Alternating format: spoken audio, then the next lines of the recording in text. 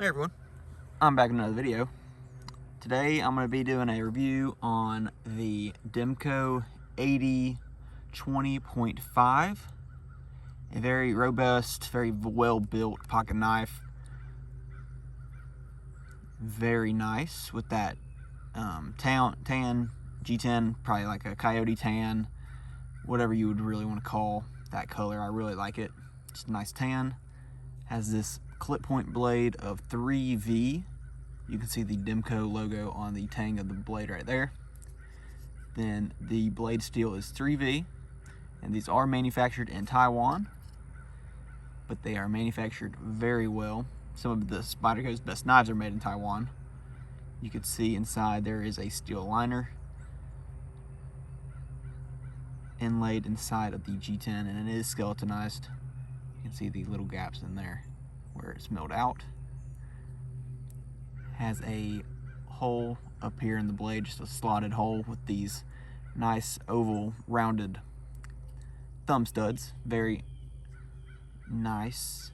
And then of course you can see the most popular thing about the 80-20.5 and many other Demkos is this dorsal side lock face. You pull down and the knife closes up. They call that their shark lock, and that's what these knives are known for. They run in bearings, so super smooth action. When you can get a good finger flick, you can do that, or like that. You can use the reverse flick, or you can just use their thumb studs too. Thumb studs for smaller hands is kind of weird, because when you're pushing up on the thumb studs, the lock face right here kind of digs into your finger, and it gets to a point where it kind of stops moving down, and sometimes it can get in the way. I haven't had that. Sometimes I have that issue, but a lot of the times it's just kind of rolls naturally out.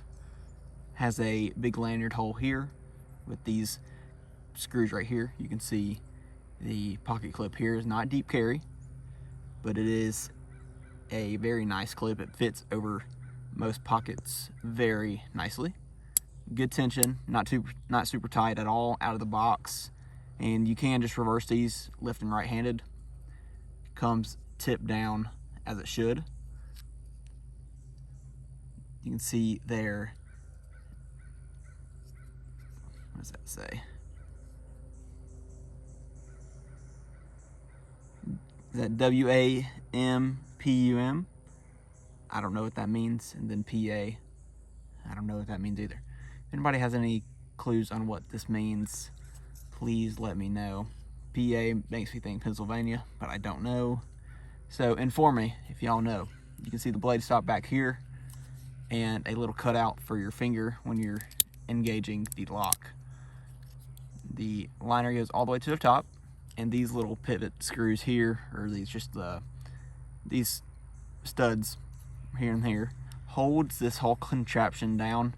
There's a coil spring inside, and you can see inside, you can see the patent number in there, but that is what holds the shark lock in there.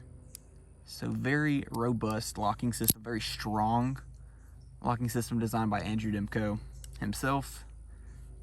This nice diamond texturing on the G10. Has a very nice texture. It's not super rough, but it's not super smooth either. So it does give a good grip in the hand. So there is a couple different ways to grab these knives. Of course, there's the finger grooves here, and then the hook that kind of locks your hand into place. You do have a lot of dead space right here where your finger is below the pivot and far away from the blade, but you do have this little choil here. It's an unguarded choil, unlike a Spyderco, but you can choke up here, put your thumb on the light jimping on top. You can really do good push cuts and really get into something, but you do have a lot of space outside of the handle here, but you can just grab it here, put your thumb in between the lock and the spine of the blade, and then you can do a good grip here as well. So very large knife, for me at least. Some people have no issue with the size of this, but it is a bigger knife, bigger than what I normally carry, but I do really like this knife enough to carry it often. and it's pretty thin. It carries very nicely in the pocket, even though it is quite large. And the blade is a very robust blade, pretty thick blade stock of 3V, and a very robust tip. Let's see, y'all can see that tip. It's a very strong tip made to be used.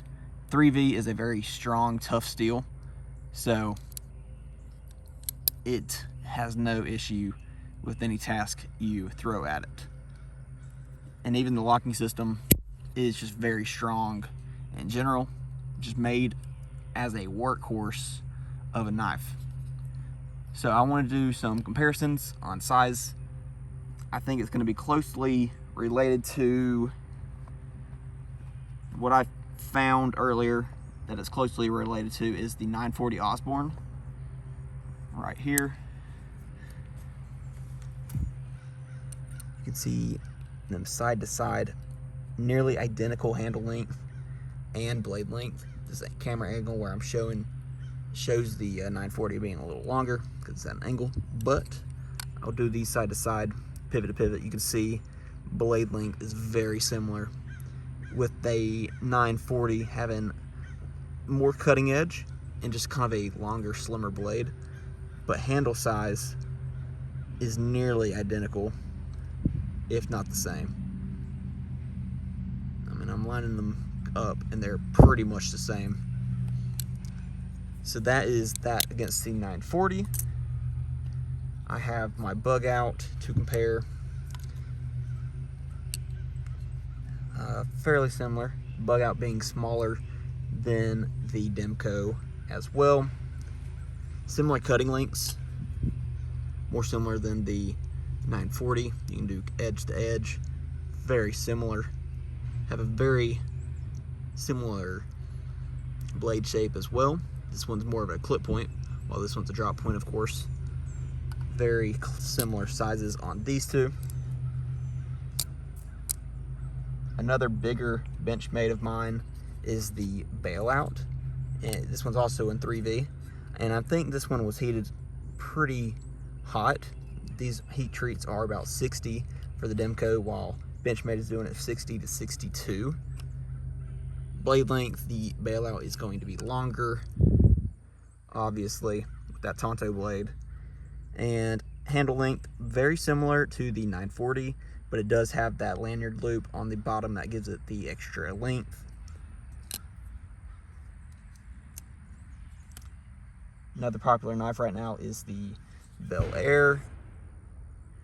You can see the Bel Air next to the Demko 80-20.5. Going to be a lot smaller, more similar to the Bug Out. I think the Bug Out's a little bigger than the Bel Air, but you can see the difference there. See the blade length on these. Very similar blade length and very similar cutting edge from the Bel Air and the Demko. Last but not least, we have the Spyderco Para 3, another very popular knife currently. Similar handle lengths, Demko being a little longer, and Demko is actually going to have a longer blade with a longer cutting edge. You can see there. So, very nice knife. I really have been enjoying carrying it. That nice clip really flows very well. It's not super tall on the lip right here. It really does just glide over pockets. And it's a very fidgety knife. You can just flick it out, drop it down, flick it out, drop it down. It rides on bearings, so it is super smooth. Just glides. You can flick it out, flick it in, flick it out, flick it in, flick it out. Very nice, very smooth action on that 80-20.5.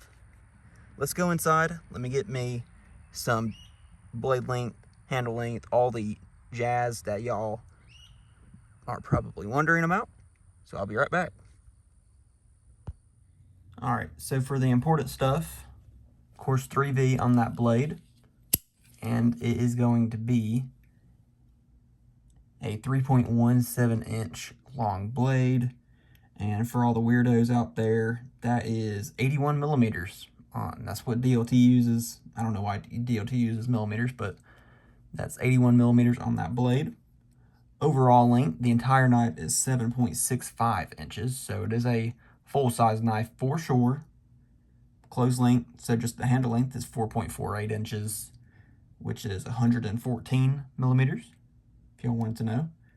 And then, of course, it is a clip point blade. It's not a draw point. There is a draw point that's similar to a sheep's foot that they use, and it's more of a thin, slicier blade.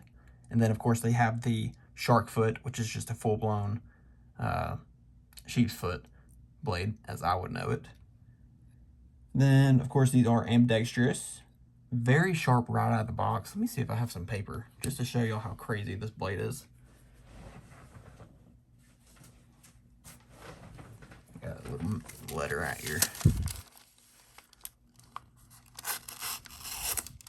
So that's 2 pieces of paper thick. You can just see it slicing through fairly easy. The clip point blade is not the sliciest blade because of how thick it is, but out of the box, it is very sharp, which whenever you get a knife that's properly sharpened, you should be impressed because it's a very good thing to get out of the box. There you can see the PA and the, what is that? WAM, PUM. I got an iPad right next to me. Let's just look it up. Demko, what does this say? WAM, PUM.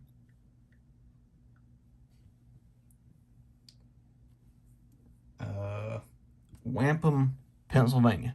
That is their, I guess their home address for their American-made company. Even though this one's made in Taiwan, they do make some American stuff, but it's like $600-700. But they are an American company, which I support because they make a great knife. I would be interested to get a shark cub in hand because it is a little smaller than this. Love to get a shark cub in hand to test that out. That would be awesome. So I think that's pretty much covers all bases. They do make a lightweight version too. This one's G-10, which I really like G-10 compared to just a Grivery plastic material. There you can see that patent number in there as well. Let's see, you can see the 10,632,632 B1 is the patent number in there on that shark lock. So, pretty unique knife, really awesome, really fidgety.